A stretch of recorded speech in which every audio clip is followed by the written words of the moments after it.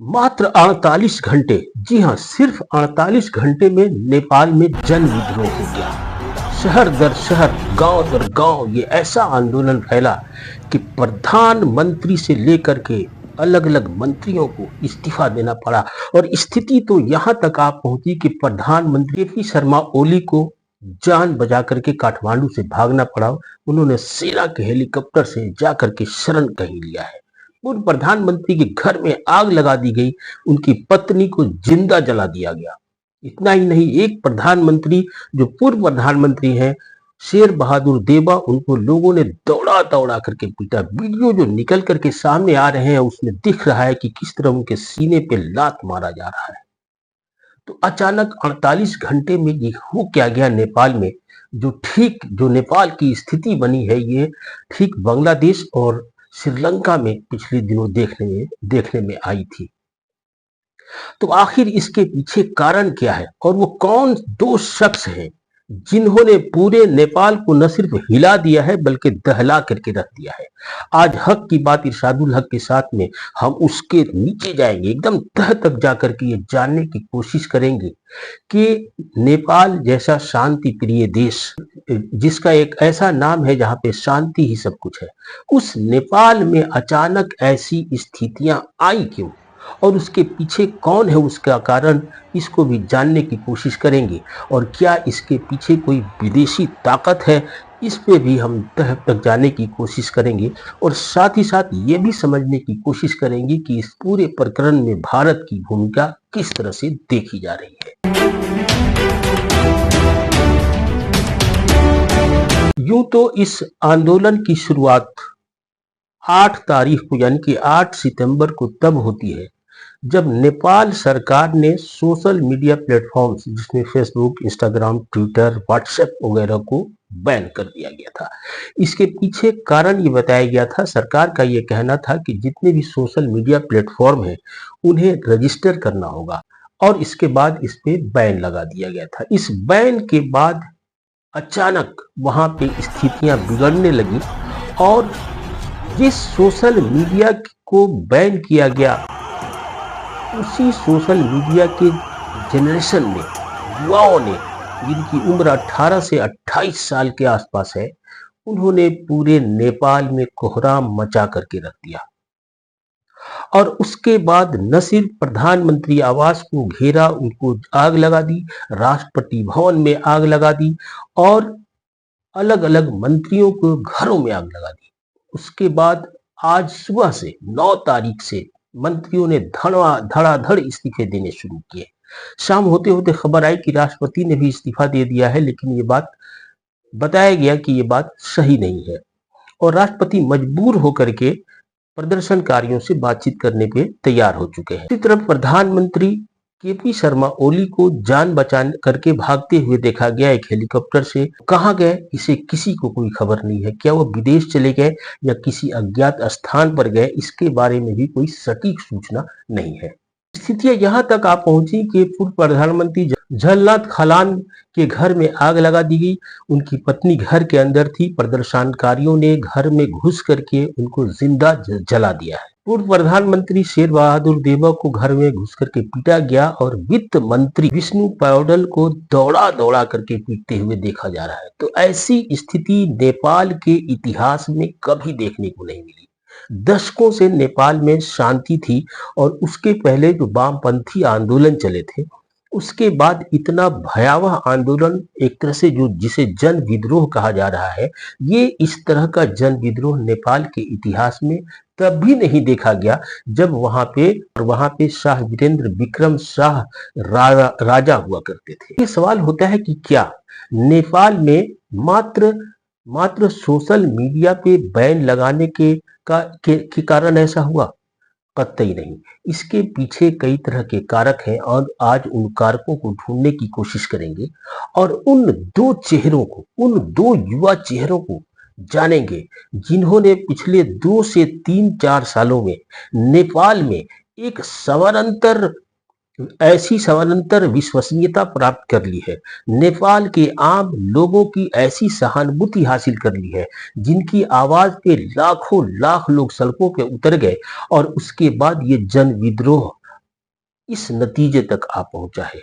आखिर ये दो नौजवान हैं कौन, उनको भी जानेंगे और यह भी जानने की कोशिश करेंगे कि क्यों ये दोनों के दोनों नौजवान अलग अलग लेकिन एक ही उद्देश्य के लिए काम कर रहे हैं और नेपाल में इस तरह से लोकप्रियता हासिल कर ली है कि इसमें से एक नौजवान को वैकल्पिक वैकल्पिक प्रधानमंत्री के रूप में भी देखा जा रहा है।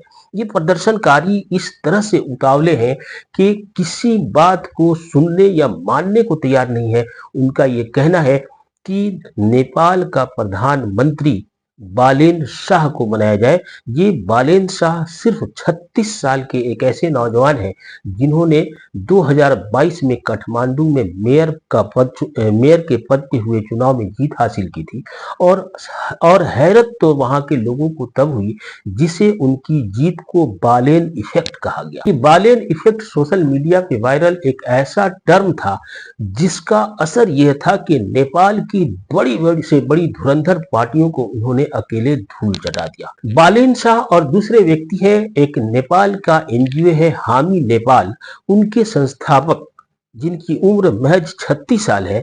36 साल के सुडान गुरुंग और बालेन शाह ने एक साथ नहीं अलग अलग अपने रास्ते चुने और उन रास्तों पे चल करके पिछले 5-7 सालों में काफी लोकप्रियता हासिल कर ली है। दरअसल नेपाल की स्थिति पिछले 1-1.5 दशक में लगातार आर्थिक रूप से काफी कमजोर होती चली गई है और वहां पे राजनीतिक अस्थिरता इतनी बड़ी है कि पिछले 5 साल में इस देश ने 3 प्रधानमंत्रियों को देखा है। देश में भ्रष्टाचार का ऐसा बोलबाला है कि पिछले 2 से 3-4 सालों में कम से कम 60 से 70 हजार करोड़ रुपए के घोटाले सामने आए हैं और साथ ही साथ जो सत्ता की कुर्सियों पे बैठे हुए राजनेता हैं उन्होंने भाई भतीजावाद यानी कि नेपोटिज्म की सारी हदें पार कर दी और जिसकी वजह से नेपाल में एक आक्रोश,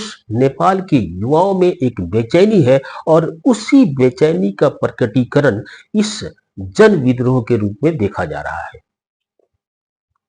नेपाल में बेरोजगारी की हालत इतनी भयावह है कि कम से कम 20 से 21% लोगों को नौकरी नहीं है, रोजगार नहीं है।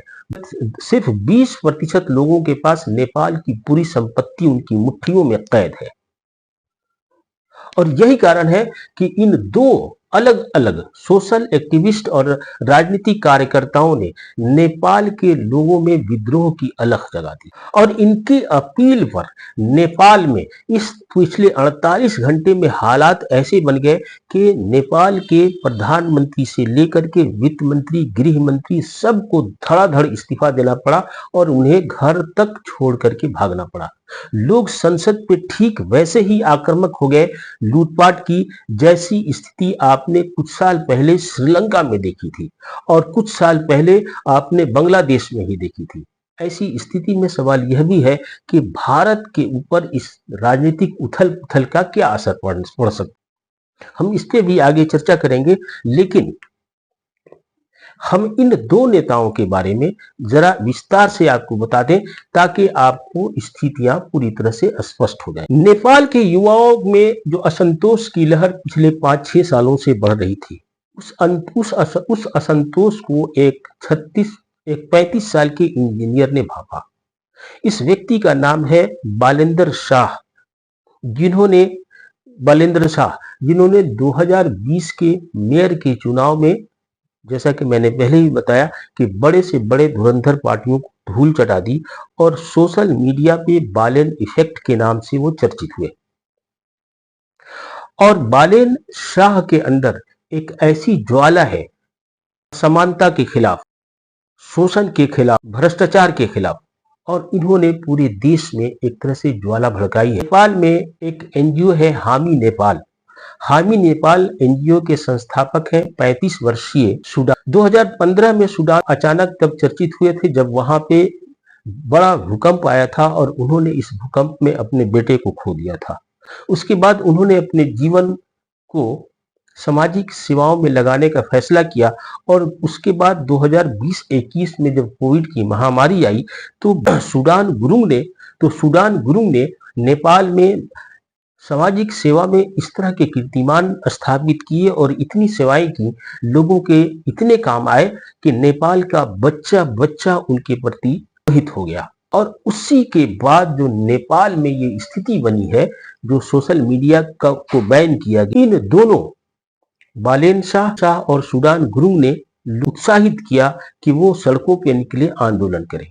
लेकिन इस पूरे प्रकरण में इन दोनों नेताओं के बारे में कुछ ऐसी सूचनाएं भी हैं जो नेपाल के लोगों के एक वर्ग में उनके खिलाफ जाती हैं। बालेन शाह के बारे में कहा जाता है कि मेयर रहते हुए उन्होंने 2024 में अमेरिका के राजदूत के साथ गुप्त मुलाकात की थी और उसके बाद उनके ऊपर ये इल्जाम लगे कि वहां से अमेरिका की तरफ से या विदेशों से उनको फंडिंग होती है।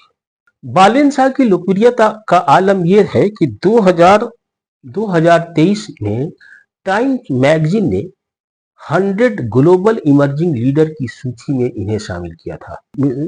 बालेन शाह और सूडान गुरुंग के पीछे विदेशी ताकतों के हाथ होने का भी आरोप इनके ऊपर लगता रहा है। पूरे प्रकरण में सीधे तौर पर भारत के हाथ होने का कोई आरोप अभी तक नहीं लगा है, लेकिन नेपाल और भारत के बीच में जिस तरह से राजनीतिक और सांस्कृतिक संबंध हैं, दोनों देश एक दूसरे से काफी निकट हैं और मिलते जुलते हैं और यहाँ की सीमा खुली हुई सीमा है, जिसकी वजह से दोनों देशों के बीच आना जाना अपने घर की तरह होता है। ऐसी स्थिति में भारत के ऊपर राजनीतिक समानता के कारण भी इस पूरे आंदोलन में भारत की भूमिका पर पूरी दुनिया की नजर है। अब इसमें देखने की बात यह है कि नेपाल में जिस तरह के आंदोलन जन विद्रोह के रूप में सामने आए हैं, ये भारत के पड़ोसी देशों की जो स्थितियां बनती जा रही हैं। आज से 5-6 साल पहले आपने देखा कि श्रीलंका में वहां के राष्ट्रपति, वहां के प्रधानमंत्री को देश छोड़ करके भागना पड़ा। वहां पे भी जन विद्रोह हुआ और आपने बस 1-1.5 साल पहले देखा कि किस तरह से बांग्लादेश में वहां की प्रधानमंत्री शेख हसीना को बांग्लादेश से भाग करके इंडिया में शरण लेना पड़ा। और अब तीसरा देश नेपाल है।